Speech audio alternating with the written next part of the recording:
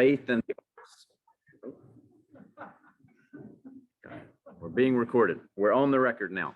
Welcome to our last installment of the Summer Sunday School series. This class would have occurred last Sunday, but because of Hurricane Ida, we pushed it to this Sunday when we didn't have anything scheduled, which works out well.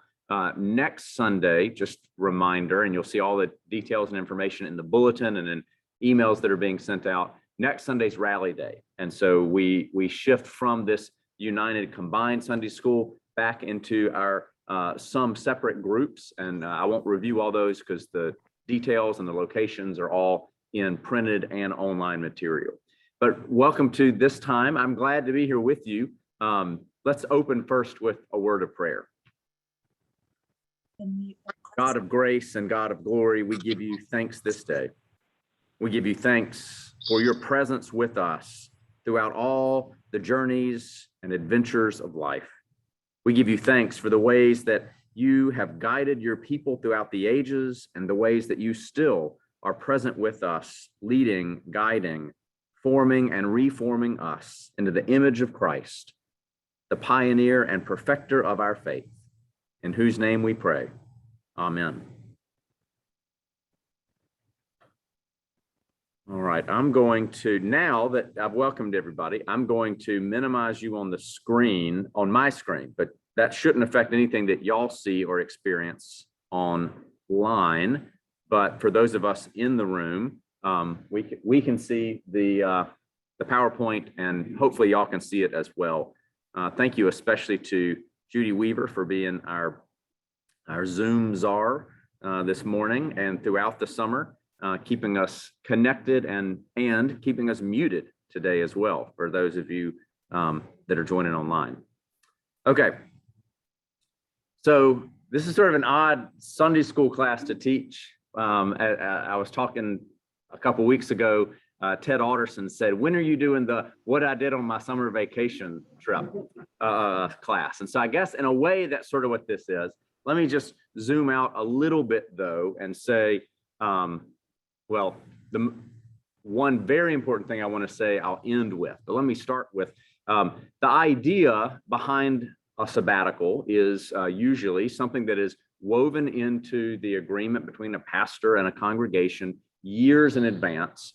It's not just a reaction to any event or any time, hopefully.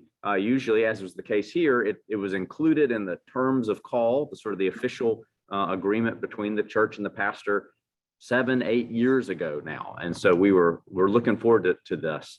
At the same time, a sabbatical, as wonderful as it is for the individual who gets to go on it, hopefully it's also an experience for the congregation itself. And so not only for the 3-month time, but also for what was leading up to the sabbatical and then what's followed afterwards. Before we were experiencing any effects of the COVID-19 situation, in January of 2020, our officers, our elders and deacons gathered together for a church, an officer retreat, an officer planning retreat that we pre-COVID did every January. And we talked usually about a theme sort of for the year, and that year, looking ahead to the sabbatical and what else was to come, the theme was adventure. Both the adventure individually of us, our own personal adventures of faith, the adventure collectively of being the congregation of Spring Hill right now, but also big picture, the adventure of being the church in the world today. And so that theme of adventure factored into some of what we had been doing at Spring Hill up until COVID hit. And then certainly there was an adventurous spirit that we had to figure out in the midst of the pandemic. Then the sabbatical was built around the theme of adventure, while at the same time, those of you who were here, of course, were going through the journey theme in your summer Sunday school series and your sermon series. So the idea was that all these pieces intersected and overlapped around the theme of adventure or journey. So before I jump in and talk about me, let me talk about why I think this theme of adventure is fitting for the church in today's world, certainly the church in America. So we've seen this trend coming for a long time. But last spring, it was March or April, the Pew Research Institute released updated numbers. They study all sorts of things about church, Christianity, religion in the United States. And numerically speaking, this past spring, we finally hit the point where, at least as far as statistical reporting goes, we hit the point where the line of people in America who say that they attend church regularly and those who say that they do not attend church regularly had finally intersected and continued to move. So we now are in a time where the majority of Americans self-identify as folks who do not attend not only Christian church, but any religious worship on a regular basis. I think the Pew Research study said that was once a month or less, or once a month or more was regular. And so they're now, most Americans would say that they do not attend any religious service regularly, once a month. What does that mean, right? So much of our ways of thinking about the church, about not just congregations, but the whole institution of church has been institutional, right? We've grown out of our roots, European and American, and here we are now in this foreign territory, this unknown land. Some places more so than in Mobile, Alabama, but it's still something that is here. It's still a reality. So in reflecting on that, these are some quotations that our officers heard back in that officer retreat, but two quotations from some contemporary scholars thinking about this move into sort of a post-Christendom world. Stanley Hauerwas and Will Willimon, this book they wrote, Resident Aliens, is not a new one. It's decades old, but it was really looking at what does it mean to be the church in this changing religious landscape. And in their introduction, they say, kind of taking a positive spin on this post-Christendom situation, they say, we American Christians are now at last free to be faithful in a way that makes being a Christian today an exciting adventure. Christians, they go on to say, are intentionally made by an adventuresome church, which has again learned to ask the right questions to which Christ alone supplies the answers. So the idea, not only, right, we can bemoan the changing religious landscape in America, and maybe we're right to do so, but we can also see it as an opportunity for adventurous ways of living, not only individually, but collectively as a church. A more recent church author, Todd Bolsinger, reflects that this is a moment, he's talking about us collectively as American Christians, this is a moment when most of our backs are against the wall and we're unsure if the church will survive to the next generation. The answer is not to try harder, but to start a new adventure. The discovery of a new uncharted land beckoning us forward, yes, in the face of uncertainties, fears, and potential losses, to learn and to be transformed. What is needed, he asks? An adventure that requires adaptive capacity. All right. And then another little adventure piece as well. Y'all have heard me talk about this before in sermons, and certainly we sprinkled it in a little bit into the officer retreat as well. But when I think of the theme of adventure, my mind goes especially to the writings of J.R.R. Tolkien. The shift that comes for little Bilbo Baggins in the book The Hobbit, where he goes from being a mild-mannered, respectable member of his community, everything changed one Tuesday when a wandering wizard showed up on his front steps and said, I'm looking for someone to share in an adventure. I've always, when I hear that, it reminds me of Jesus calling those ordinary, normal disciples, well, they weren't that yet, ordinary, normal fishermen off the boat, right? This moment where from that moment on, everything changed. The adventure of faith, the adventure of discipleship.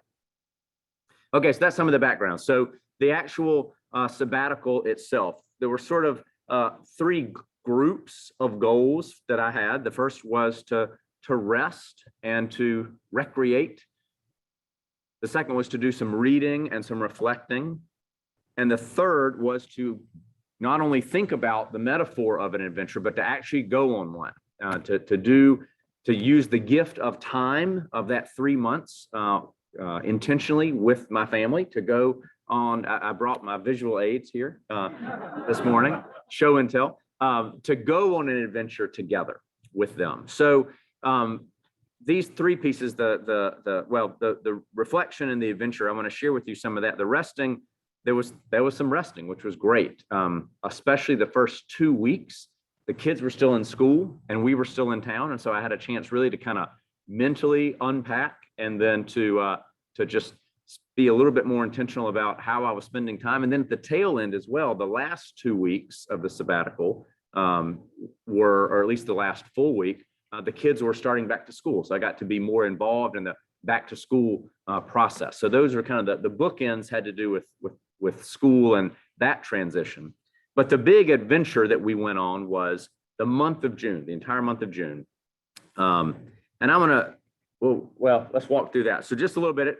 So I accidentally created a thing online after a couple days of sharing pictures from our trip. And then many of you on Facebook started commenting on it and saying, oh, we're loving following you on the adventure. Well, we'd only been gone for like 2 or 3 days, but then I felt like I had to keep up the postings. And so some of you, if you're on Facebook, have seen back in the summer, you did daily posts, or a few times I'd miss a day, so I'd had to catch up, pictures and just a little summary of what we did. So I don't want to do a full travel log of everything. I want to take a different angle on that, but here's just a little map. The red line is hand drawn. So the basic summary was we rented a van and left on Memorial Day, the last day of May, and drove from Mobile all the way up to Washington State. We took about 2.5 weeks to drive up there, and then we stayed with family in Washington for another 2 weeks, and then we flew back. So that was the idea, was we had to pack knowing that we were flying back. So we rented a van, but everything we took had to be able to fit in 4 suitcases and fly back, which was a great way to kind of minimalize all the stuff. We take more stuff to the beach for a weekend than we did for that month-long trip. No, that's who you need to be impressed with right there. That was a packing feat. So we drove basically, the goal along the way, right? If you're going to drive from Mobile to Washington, this is not the route you would take if you were trying to get there quickly or efficiently. We weren't trying to do that. This adventure, we were trying to hit as many national parks along the way as we could. This adventure, we hit 12, I think, 11. And then Loie and I popped into Great Smoky Mountains for about 10 minutes later this summer. So we did hit 12 total, but 11 national parks along the way. So we drove, I don't know if you can see the cursor or not. We drove from Mobile to Texas. We stayed outside of Houston for one night, and then we drove to San Antonio, stayed there for a night and explored. Then we went to Big Bend National Park down here where the Rio Grande bends. That's where its name comes from. We stayed there for a couple nights. That was our first national park. And then we made our way from Big Bend up with a brief stop at Guadalupe Mountains into Carlsbad Cavern. We were there for one night. I may get the nights don't matter as much how long, but we were there long enough to see the bats fly out of the cavern one night and then go and explore in the cavern the next morning. Then we drove up and spent a couple days in Taos, New Mexico, which honestly wasn't on our radar as a place we were planning on going until a conversation I had with Kendall and Amanda Dexter. And they said, well, we needed a day in between, a day or two in between Carlsbad and some of the next. And so we shifted and adjusted and loved our time there. We drove through Great Sand Dunes National Park, across the Continental Divide into southwest Colorado to go to Mesa Verde. And then from there into Utah, where we spent time in Canyonlands National Park and Arches National Park. Then we drove the longest drive from Utah up to Wyoming, stayed 2 nights in Grand Tetons, and then 2 days in Yellowstone. We actually stayed just outside the park, so technically we were in Montana. I learned on that part of the trip that there are no traffic laws in the state of Montana. It's fascinating how they how all these cars. So I mean, they were a road that I swear was 5 lanes wide, but no stripes anywhere. And I'm at one point I didn't know what was happening until I got past, and then I thought, well, I guess I can do this as well. And then parking downtown in West Yellowstone. At one point, again, there are no lines anywhere for how to park or where to park. I saw a car pulled straight in, next to a car diagonal, next to a car parallel parked. All 3 in a row. I mean, it's lawless territory out there, I think. So then we spent 1 night in Idaho after a stop along the way to see the largest waterfall in the state of Idaho. And then we made our way to Bend, Oregon. We stayed there for 2 nights with some of our best friends from seminary. We made our way along the way up to Washington. We adjusted our route so that we could drive along the Columbia River Gorge for some of the way. And then we crossed into Washington. We stayed up, it should be a little higher, up in Port Angeles. My dad and stepmom have retired out there, so we stayed there with them for a couple weeks. And while we were there, we spent a good amount of time in Olympic National Park, 1 day in Mount Rainier, and a couple days in Seattle. And then we eventually flew back home. So we got back on July 1st. So we left the last day of May and came back the first day of July. So the whole month of June, we were gone. So, So I thought that I would share some wisdom from the road, wisdom from the adventure, rather than here's pictures, here's what we did, right? Ted Alderson's what I did on my summer vacation. Rather than doing that, I was taking notes along the way, thinking again that I wanted to just enjoy this with the family, but all along in the back of my mind was also the theme of the sabbatical was adventure, and this metaphor of the life of faith as an adventure, being Christians in the world today as an adventure. And so I was trying in each place we stayed to write down some, not just memories, but some sort of little nuggets of wisdom that might metaphorically be things to carry forward into other parts of life. This is the hat that I wore on the adventure. I got this hat a couple years ago to be my Braves game day hat because my old game day hat had worn out. I wore it to one game where the Braves played the Cubs, and it was mistaken as a Cubs hat. You can see, I mean, right? That's all that's necessary to make it a Cubs hat. So it was mistaken for a Cubs hat so often that I didn't enjoy wearing it as much. And then I thought, all right, I'm going to let this A, rather than A for Atlanta, this was the A for adventure. So I wore this every day of the sabbatical in one way or another. The first day, I boiled shrimp boil for dinner that night, wearing the cap, and sort of inaugurated it as newly changed from an Atlanta A to an adventure A. So some wisdom from the adventure. Actually, the first stop that we made of any sort was in Beaumont, Texas, where my grandfather had been pastor. It was actually the church I was baptized in when I was in elementary school. So that was kind of a fun place to stop. So I want to show you not so much all the things we did, but in each of the places we went, some little nugget of truth that I took away that I hope to continue to apply metaphorically to my own life, but also to maybe invite you to think about or reflect on. And then if we have time, I'll also talk about some of the reading and reflecting that I did on some other subjects. If not, we have another church-wide presentation that may intersect with some of this in November, Dale? November 28th, so the Sunday following Thanksgiving. So y'all know, if you've been with any class, I can't end a Sunday school class on time. And so knowing that there's a whole nother one might actually help. So we'll stop at a reasonable hour. Okay, so some wisdom from the adventure. The first real place we stopped, right? We spent one night outside of Houston that was really on the way to San Antonio, but that was the first place we stopped. And we spent a full day in San Antonio. We did the Alamo, we did the Riverwalk, which is gorgeous. And then we got in the car, right? We had driven from Alabama through Mississippi, Louisiana, spent the night outside of Houston, made it to San Antonio, spent the night there after a full day. And then we got in the car, and instinctively, even though I knew we had a month still to go, when we got in the car, loaded everything, and pulled out of the hotel driveway, my mind assumed I was heading back home, right? Because that's what you do, right? We went to the destination, we saw all the things we could soak in, and now it's time to go home.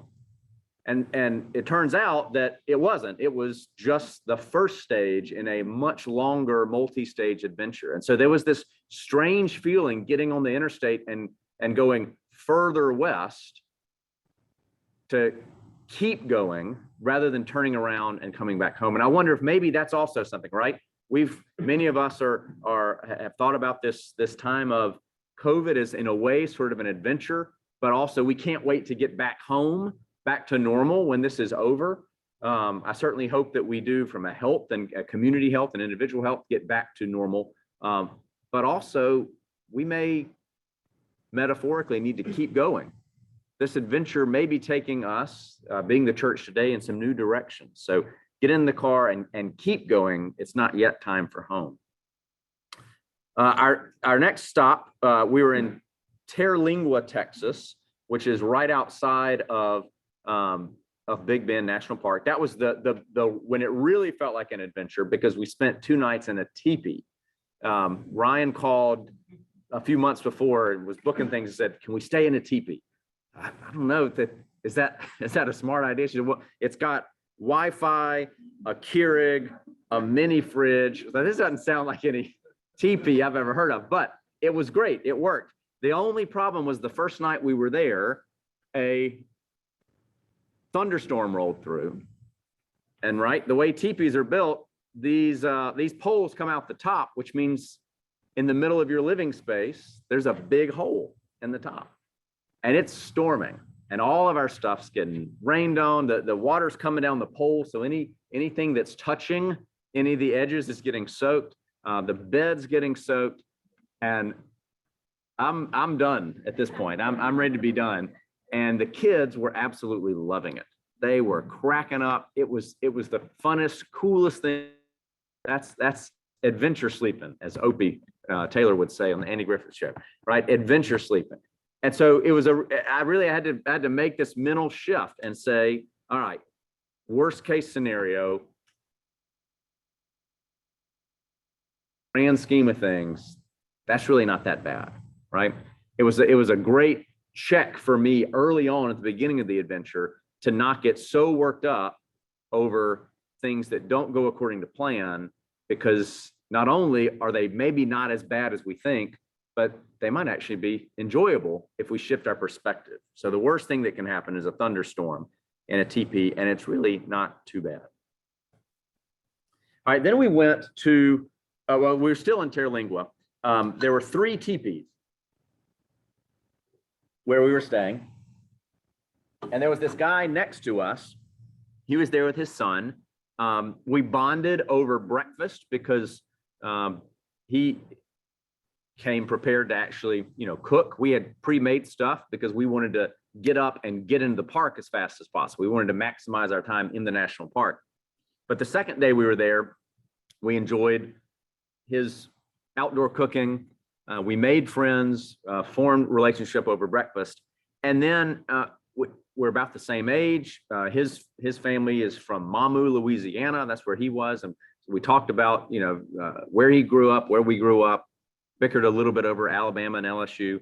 And then we thought, well, we should stay in touch. We should be friends. So he and I both pulled out our phones to add each other as Facebook friends, but we couldn't do it. It's interesting, right? So the way we each have individual privacy settings on Facebook. You can set those as wide open or as restricted as you want. And just because I get tired of these fake friend requests from people I've never know or never met, mine are pretty tight. My settings are pretty tight, which means unless I have some mutual friend, this person people can't just find me and friend request me.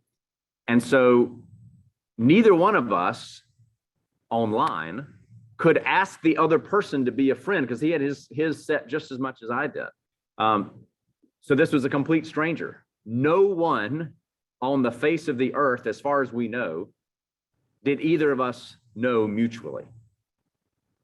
So briefly, we had to change our settings in order to find this new friend and connect virtually so we could continue staying connected online. He's a photographer, by the way, a professional photographer. This is a photo that he took as a professional photographer at the point where the Rio Grande goes through the Big Bend National Park. So this side of the canyon is America, and this side of the canyon is Mexico. A beautiful spot. We actually got to stand in the middle there as a family, but it was a great reminder as we think about being the church going out in this new adventure of faith. Metaphorically, sometimes we got to adjust our settings because of the new friends we might make, right? Our preconceived notions of what it means to be the kind of folks that the church works with or that our congregation interacts with. We may have to adjust our settings sometimes because of the new friends that God has put out there. Checking real quick, I'm getting a text from one of our online viewers. Okay. All right. Next stop, Carlsbad Caverns.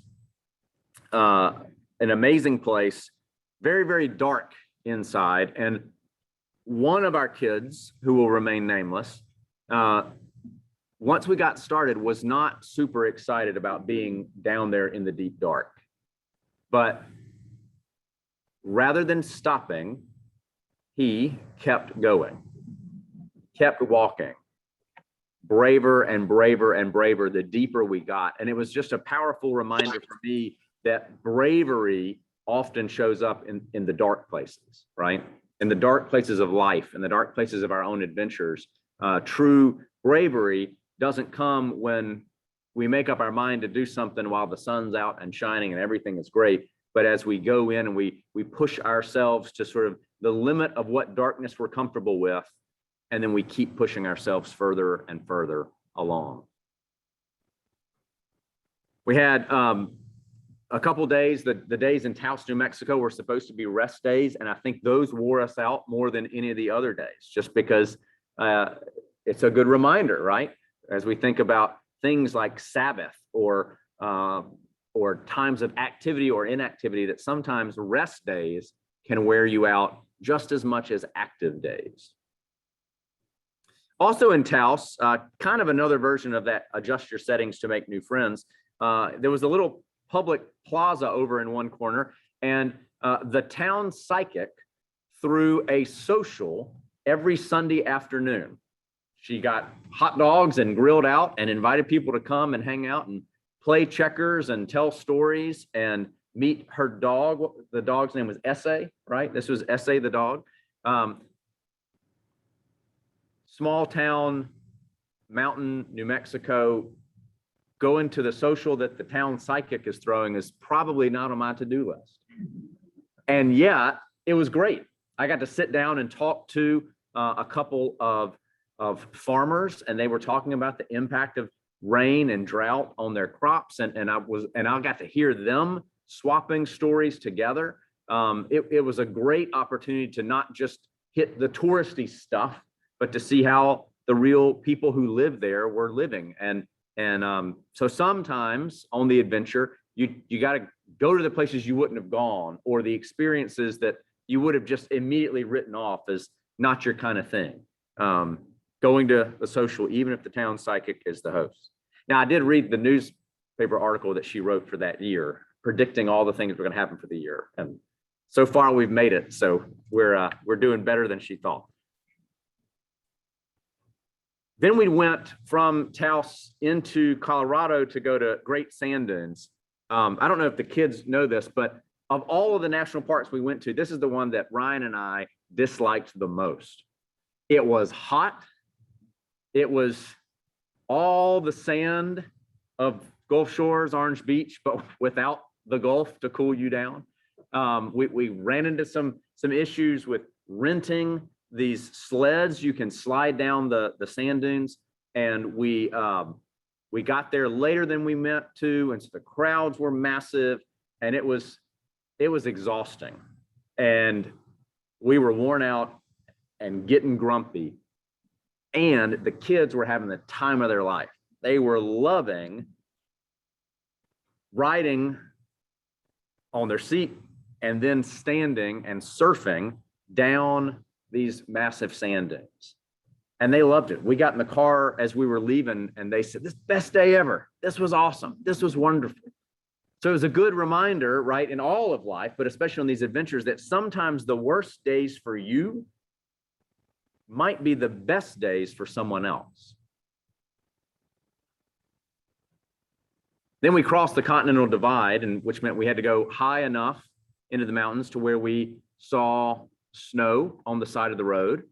This for me was the moment outside of the rainstorm and the teepee. This was the next big moment of, okay, we are on an adventure, right? This is not about just getting from point A to point B. This is about enjoying the experience of the adventure.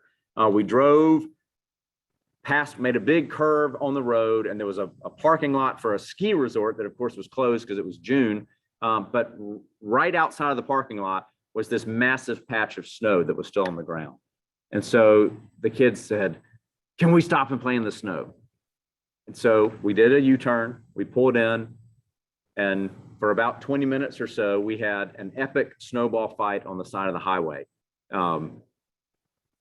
Metaphorically and literally, this is a truth I always want to remember, that you always stop for snowball fights when it's time for those. Then we went to Mesa Verde, Colorado, and they had these structures, right? So it's famous, right, for these carved into the side of the mountain and the side of the cliff dwellings. But even older than those cliff dwellings, there are remains of dwellings that were on top of the mesa, of the big, the big flat kind of mountain.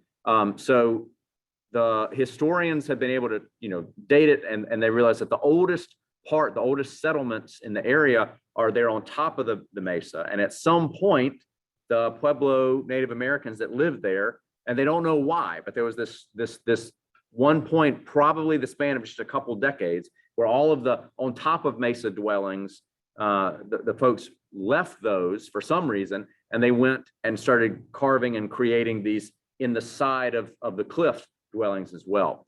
So we were in some of the top ones where you could look and see things, but then we got to one spot where you could actually walk around and climb around and not really play. We had to still be careful, but this is Loie and Wilson standing in a kiva, I think that's the right word, there in one of these dwellings. So this thousands of year old dwelling, and here they are, chasing lizards and having fun, seeing how, if you can hide from mom and dad and then pop up and say something and pop back down. And it was a powerful, just kind of almost transcendental moment for me to think about all that has happened in this one spot. And here we are able to stand and participate in it today as well, to think about this sort of metaphorically of us standing in time, right? This place, this circle, this dwelling was long produced and long preserved and then long hidden and then rediscovered. And here we are standing in the middle, standing surrounded by this time, standing in the midst of it. We went to Canyonlands, Utah. There are two parts of Canyonlands. We did the southern part on one day and the northern part the next day. This was in the southern part, the first part we got to. And the, oh, you may hear the bagpipes warming up in the background. If you can't hear that online, sorry, but you'll hear them in worship. So we get there, and the kids it had been a long drive, and they were ready to get out. They had all this energy that needed to get out. And here we are in this beautiful place, but also kind of treacherous drops all over the place in these canyons, for which Canyonlands is named. And the kids started this fun little chant where, oh, let's jump on that. That looks dangerous. Oh, let's do this. That looks dangerous. They kept saying that looks dangerous, obviously just to mess with us, really to mess with me. But I also realized they needed to play, right? And so we had a quick talk. And once we set where the boundaries were and agreed on don't go past here or past here, then we said, well, you have free reign, right? Climb away at your heart's content. And they loved it. And it was a good reminder, right, for so many parts of life, rather than staying in a constant state of reactivity, if we can be intentional about setting boundaries, but then within those boundaries, allowing freedom, play, creativity, climbing. We went to Arches National Park, which was incredible. This was the inside double arch. Just before we started the drive, though, Loie handed me her water bottle so I could refill it. It was empty. Took the top off, filled it, put it back, handed it to her. And I asked Wilson if he could go ahead and take the top off of his water. So he unscrewed it. There was still some water in his. He handed it to me, and he was sitting behind me. And so I was sort of reaching back at this weird angle. And in the process of pulling it out, just completely dumped all of his water bottle on my lap. Everything that I was wearing was completely soaked. The car seat stayed wet for like 2 days afterwards. So much water. And all I could do is just burst out laughing, right? In other situations and other settings, it would not have been a laughing matter, but it certainly was that day. We even made up a song about it. And it was just a great metaphorical, again, reminder, kind of like the thunderstorm in the teepee, that when something really frustrating, potentially frustrating happens, when something unexpected occurs on the adventure, you've got a choice of how you're going to react to it. Are we going to just moan and groan, or burst out laughing and make up a song? Could we hear the song? Well, I'm not sure if it's Sunday school appropriate, because it includes reflecting on other things that could have resulted in all of your pants being soaked as well. So we'll save that for the parking lot. Grand Tetons was absolutely gorgeous. The weather was not just chilly, but even downright cold. It surrounded by evergreen trees. It felt and smelled like Christmas in June. It was gorgeous. And actually, at the way back as we were planning, Amy had recommended that we be sure to bring a tennis ball or something to play with if we ever get, stuck somewhere, or if one of the kids is needing a little bit more engagement on a hike. And so I just happened to have this tennis ball in my pocket for a good hour at this point, and then another hour and a half later. Wilson and I, in the middle of this absolutely gorgeous, beautiful place, just played catch. And it was a reminder, right? We'd been, so much of what we had done in each national park was, what are the spots we want to see? What are the things we want to do? Not just to check them off the list. We wanted to experience them, but we wanted to do what was there and what was planned and what was supposed to happen. I had more fun throwing a tennis ball than I did with almost any other things that we did up until then. At the same time, Wilson and I were playing catch. Loie wanted to take some pictures. So I gave her my phone, and for an hour, I didn't have it. She was going all around snapping some of the best, most artistic pictures of the whole trip. Rather than me just trying to document, right? She had an eye for the beauty, and it was a reminder to let the artist take the pictures, right? If one of the things this does is serve as a tool for taking pictures, then let the ones who have the eye to do it, which means also me letting go and letting her have that tool in order to do it. All right, then we went to Yellowstone. Now, the last couple weeks of the school year before summer hit, Wilson's class had been in second grade, had been doing a unit on science class, a unit on national parks. And so he'd learned some stuff about these parks, and he was excited in particular about going to Yellowstone and seeing Old Faithful. For 2 weeks, he'd been talking about, I want to see Old Faithful. We got to see Old Faithful. I want to see Old Faithful. And so we basically said, all right, we got to do this. And we researched it and realized that throughout the day, the later you wait, the more large the crowds get. So we wanted to get to as early as we could to get in the national park, get there early. So we woke up, I think we woke up at a little before 5 o'clock. We got dressed and ready as fast as we could. It's earlier than 6 o'clock. We were in the park. We were on our way there, and all of the traffic is stopped. I mean, all the traffic is like 4 cars, but stopped because there's a herd of 100 or more bison, including bison calves that were just a few weeks old, that were walking by, crossing the road. Anytime there was a break, a safe, significant break, a car would drive on through. And so at one point we were the lead car, and there were bison on all 3 sides of our vehicle. We had some amazing videos we were able to take from our window. I mean, this was, right, that bison standing on the, right, on the, what do you call that? Shoulder. Thank you. And then there was an empty lane, and then there was our car. I mean, we were right here, these prehistoric looking beasts.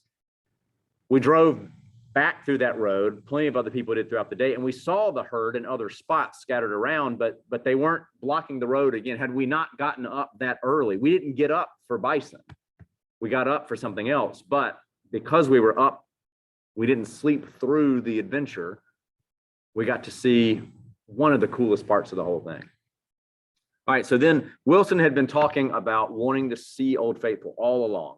And I will say it's impressive, right? It's a cool thing to see. But once it started, the eruption, after about 5 or 6 seconds, I kind of got a sense of what was happening. And I looked over and saw Wilson's face watching it. And the utter joy, the rapture, the wonder. I spent most of the time watching his face rather than watching the actual geyser, because it was just awesome, right? Getting the Snowball Fight on the side of the highway, stuck behind the bison, and seeing this face were 3 of the reasons that I had no clue in advance, but 3 of the reasons why we went on this adventure. Just a reminder that sometimes adventure is not just about what are we getting out of something, but to see the wonder and the joy and the gift of what an adventure is doing for someone else. All right, then we went to, we spent one night in Boise, Idaho, and that was not a good night. The hotel, we only booked that hotel because we knew we needed a rest day after a lot of heat. We booked it because they had a pool. We pulled up and the pool closed this morning because the pump's broken. Okay, well, we'll just cancel this and we'll go get a hotel somewhere else. Well, because I had booked through one of these booking sites like Expedia, it was going to be a 2-hour wait on the phone just to get them to cancel that one and book another one. Well, do we want to be paying for 2 hotels at the same night? A couple other things just had not gone how we were hoping that evening. This is not the hotel, Bob. This is the Boise State football field, which has nothing to do with this story. But that night, right, even like the place we had planned on eating wasn't going to work out. Right across the street from the hotel was just a little, standard issue, nothing unique, generic restaurant by an airport. Because of COVID, we weren't going in and eat and take out. Pulled out the menu. All of us were kind of at our wits' end at that point, and they had waffles on the menu. So we got waffles for dinner, and it fixed everything, right? Just that joy of something special was able to kind of transform. All right, then we went to spend a couple days in Bend, Oregon, and one of the cool things we did there was rent some paddle boards and paddle down the Deschutes River. Wilson and I ended up on the same paddleboard. Loie, of course, was big enough to do her own. Wilson, turns out, was big enough to do his own, but he and I were on the same one. And after this one picture where I'm holding the paddle, then Wilson said, "Dad, can I paddle for a little bit?" Okay, sure. Handed it to him. For 2 hours, I just sat there and he did all the work, and it was one. So letting the kids paddle, or letting someone else who wants to do something, rather than doing it yourself because you feel like you've got to be the one in control, right? Just letting it happen. We might have gone faster than I would have at sometimes, or slower than I would have, but I was literally just hanging out on this paddleboard while he was given, he might have been like a gondola ride through Venice or something. It was great. Then we got to Washington State, eventually our sort of end destination, but we stayed there for a while. We did all these other adventures there, including some time in Olympic National Park. This is where this was. We went to a pretty high trafficked hiked out, saw a waterfall, came back, had lunch, and then my dad and stepmom took the kids, and Ryan and I stayed out there. And we basically, we knew where we were going to go, but we didn't know how long we were going to go. And we just kept hiking until it got quiet. Well, quiet in terms of human activity, right? And then, of course, it got real loud because it was this, we weren't that national park has a rainforest. We weren't technically in that part of it, but we were almost there, surrounded by this lush vegetation. But there was, after all the activity that we'd been doing for 2-3 weeks up until then, to get to a place that was finally quiet. We had to keep going to get there, right? We had to hike deeper into the forest, but we hiked deep enough for it to finally get quiet. And that was just, again, this sort of surreal experience, kind of the calm in the middle of the storm in some ways. I mean, it was a good storm, but you know what I mean. Then we went to Mount Rainier, the highest peak in the continental or the contiguous United States. A great time there, snowbanks that were, like 8 feet tall on the side of the road. And there was we had a book, we were paying attention to details, things to see. The longer we went onto the trip, the shorter the hikes we were willing to do, because people got worn out a little bit quicker. And so this was, I don't even remember what the name of this one was, but it was Box Canyon. That was the name of it. It said this is a little box canyon. You walk like a quarter of a mile just from the parking lot on a paved path. And you can't really see it on this image, but there's a little bridge and this little, sorry, people online can't see. Maybe a crack in the rock this wide, but it went down for over 100 feet. It was fascinating to see. It almost looked like an optical illusion. From here to here, I'm on either side of this canyon, and yet it goes down so much further.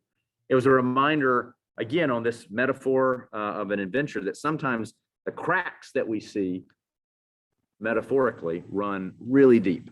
They go, even if they don't seem to be that large, right? This was by no means a grand canyon.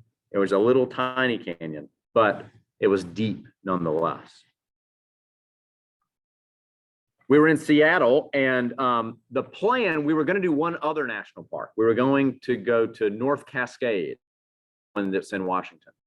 But we were so tired after this constant activity. We spent 2 nights in Seattle, so that we went from Port Angeles to Mount Rainier, then stayed in Seattle for a night.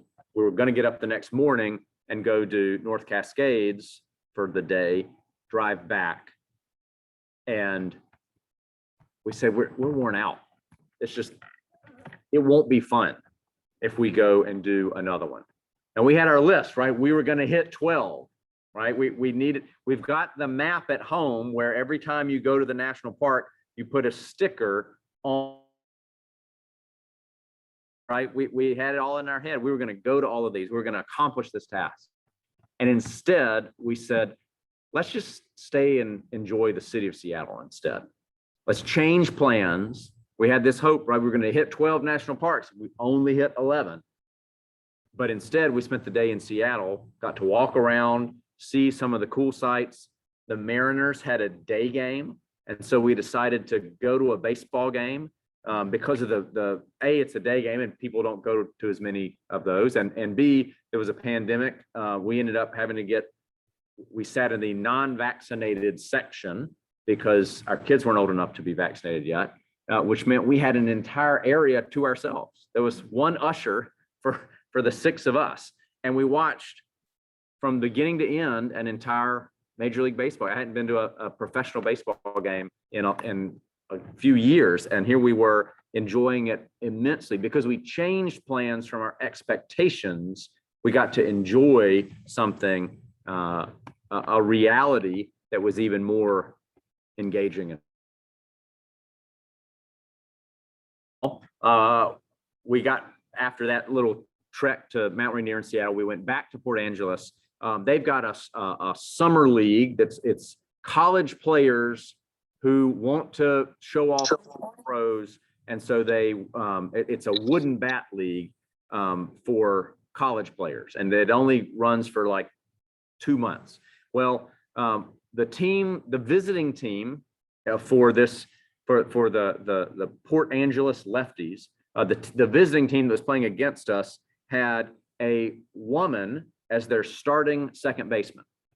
And we did a little bit of research on her. She's she's playing college baseball in a smaller conference out west, and she's the first scholarship baseball player who's a woman in that entire athletic conference. Really cool to see. After the game was over, Brian and Louie and Wilson wanted to go get her autograph because we were Googling her and reading all about her in the stands. I don't know. They're out there. They're doing their thing. When the game's over, let them have their own space. Let's give them space. But they said, no, we want to do it. And so they went.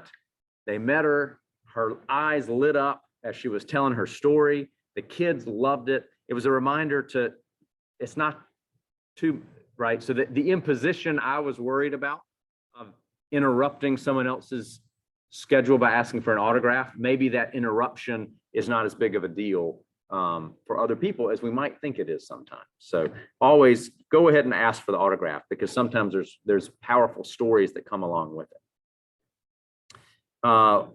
This one, the wisdom says, don't be too grown up to dig for buried treasure.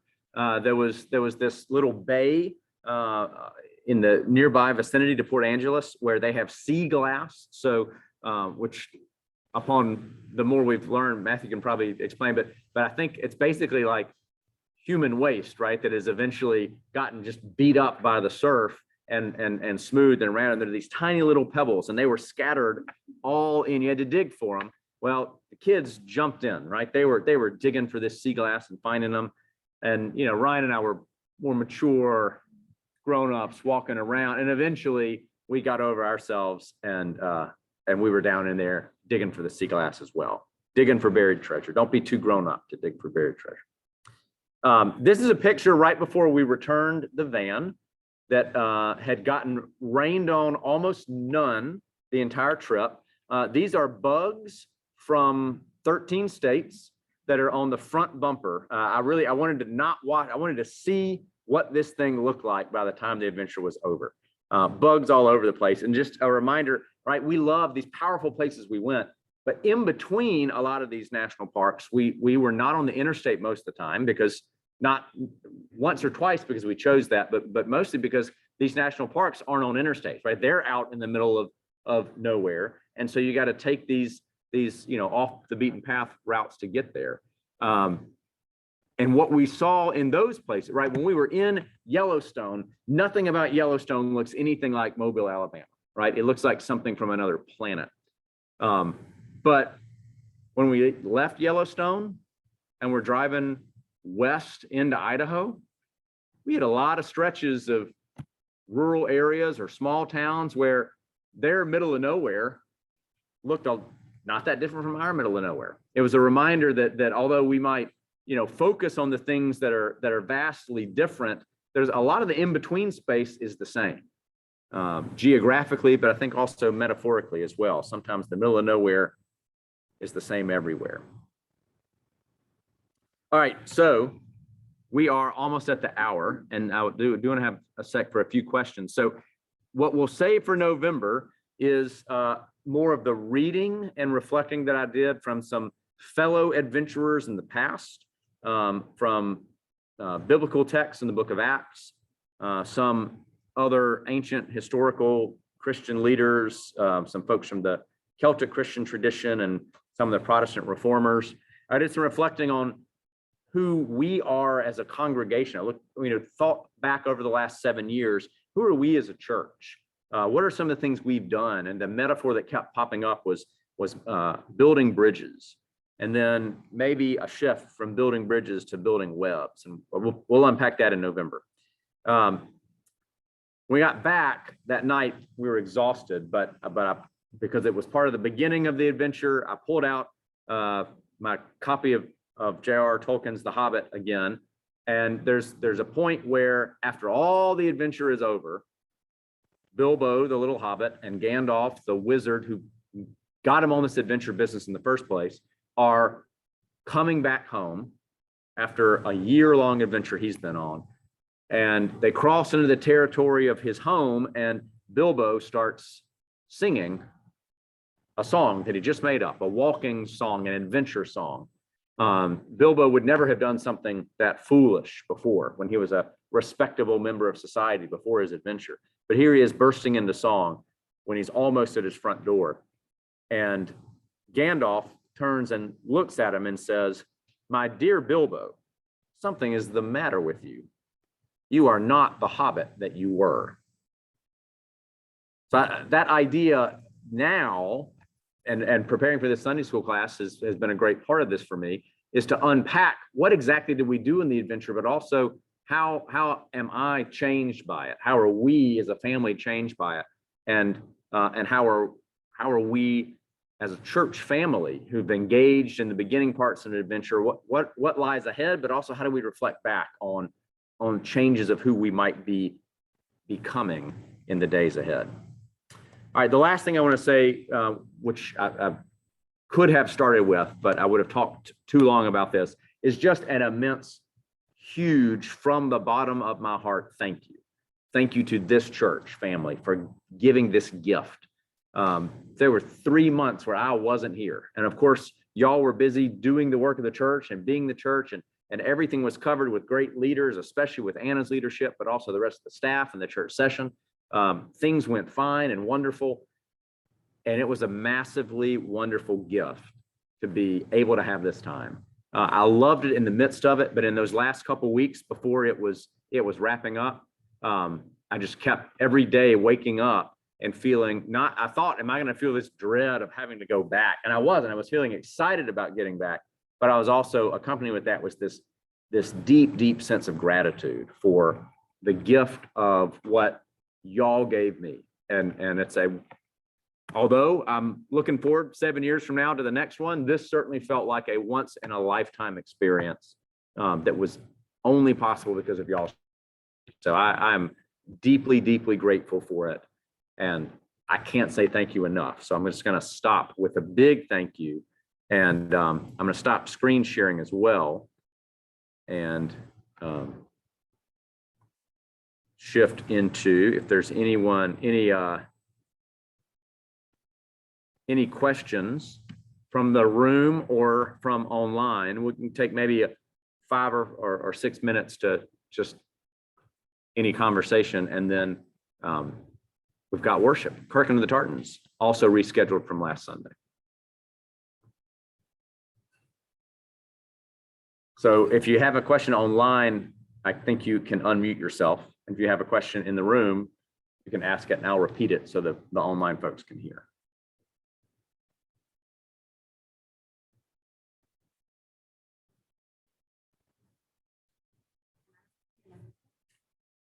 Sophia asked if she could go on our next one.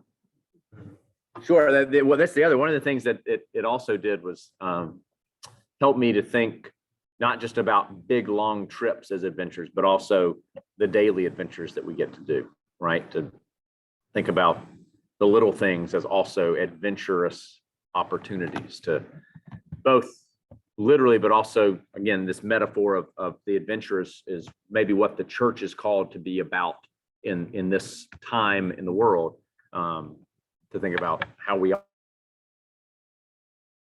about it. But so yeah, Sophia, you can come on the short ones, the small ones. We'll see what 7 years from now looks like. We'll sing the water song at another. Well, that's the parking lot. That's the part. Y'all can ask the kids; they'll sing it for you in the parking lot.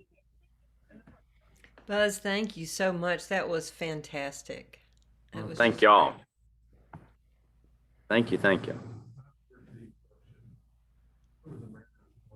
The Mariners played the Rockies, and I almost had one of the things I wrote down, which would have gone into this, but it would have taken too long for non-baseball people to explain. But at the end of the game, the Rockies put the shift on for a batter, right? Who they're expecting to pull, a left-handed batter. They thought he was going to, pull hard down. And I've always wondered why we haven't seen more of this. Instead, the batter lays down a base hit bunt to third base. There's nobody there. Nobody's in the vicinity. So he gets on base easy. And then because there was a runner on base, all of a sudden the game I think they had like a 3-run lead, maybe a 2-run lead. So the game was already won. It's the bottom of the 9th inning, but because they put the shift on, this runner got on base. And then because there was a runner on base, they pulled the pitcher and brought a new pitcher in. And just this like cascading, you're trying to plan your way around something, and yet it created a situation that was even worse than what you had thought. So you're pulling the pitch. So anyway, sorry if that didn't make sense to folks, but yeah, they were playing the Rockies, and I learned that not only does the shift not always work, but this time it actually made things worse. So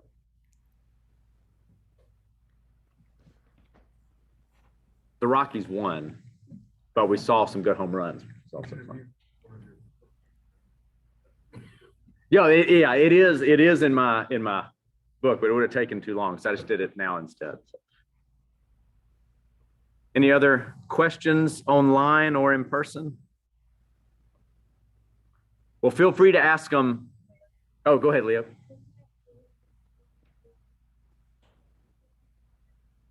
Pick you up for the next one. Okay, great. We'll have sounds like we got a road trip planned. I do hope that, again, not just because I said so or because it's what I did, but I do hope that this theme or this idea of being an adventurous church in our community and in our world is something that we can hold on to, and we can think about, and we can wrestle with, and challenge ourselves to do in the years to come. So you'll hear more about those kinds of things down the road. But for now, we'll go ahead and bring our Sunday school class to a close. And thank you all very much for being here online and in person. Well, thank you all for enabling the experience to happen. I mean, this was a great gift, and a gift to reflect on it as well, to unpack some of those things with y'all. Thanks, everybody, and we will make our way to worship and the Kirk into the Tartan service. Great. Thank you, Buzz. There were 35 online. Oh, great.